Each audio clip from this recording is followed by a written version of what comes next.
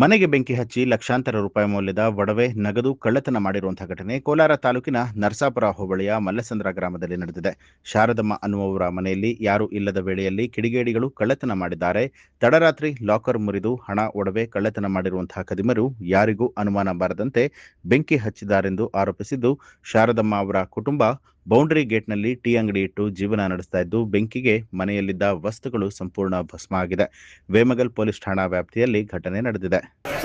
ನಾವು ಎಲ್ಲೋ ಬೌಂಡ್ರಿನಲ್ಲಿ ಫುಟ್ಪಾತಲ್ಲಿ ಜೀವನ ಮಾಡ್ಕೊಂಡು ಟೀ ಅಂಗಡಿ ಇಟ್ಕೊಂಡು ಜೀವನ ಮಾಡ್ತಾ ಇದ್ವಿ. ಯಾರೋ ಬಂದು ನೈಟ್ ಬಂದು ಯಾರೋ ಕಳ್ತನ ಮಾಡ್ಕೊಂಡು ಹೋಗಿ ಬೆಂಕಿ ಇಟ್ಬಿಟ್ಟಿದ್ದಾರೆ ನಮ್ಮ ಮನೆಗೆ. ಇದು 2ನೇ ಬಾರಿ ಮಾಡಿರೋದು. ಫಸ್ಟ್ ಒಂದು ಬಾರಿ ಈ ಥರನೇ ಯಾರೋ ಬೆಂಕಿ ಇಕ್ಕಿದ್ರು. ಅವಾಗೂ ನಮ್ಮದೆಲ್ಲ ದುಡ್ಡು ಕಾಸೆಲ್ಲ ಹೋಯ್ತು. ಅವಾಗೂ ಎಲ್ಲ ಕಂಪ್ಲೇಂಟ್ ಮಾಡಿ ಎಲ್ಲ ಒದ್ಲಾಡಿ ಎಲ್ಲ ತಾಲೂಕು ಆಫೀಸ್ ಗಂಟ ಓಡಾಡಿ ಯಾರೂ ಪರಿಹಾರ ಕೊಡಿಲ್ಲ ಸ್ವಾಮಿ. ನಮ್ಗೆ ಆಸ್ತಿ ಇಲ್ಲ, ಪಾಸ್ತಿ ಇಲ್ಲ, ಏನೂ ಇಲ್ಲ, ಜೀವನ ಮಾಡ್ತಾಯಿದ್ರಿ.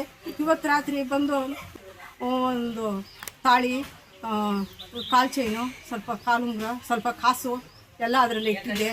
ಎಲ್ಲ ಎತ್ಕೊಂಡು ಹೋಗ್ಬಿಟ್ಟಿದ್ದಾರೆ ಸ್ವಾಮಿ. ಇದಕ್ಕೆ ಪರಿಹಾರ ಕೊಡಿ ಸ್ವಾಮಿ ನಮಗೆ.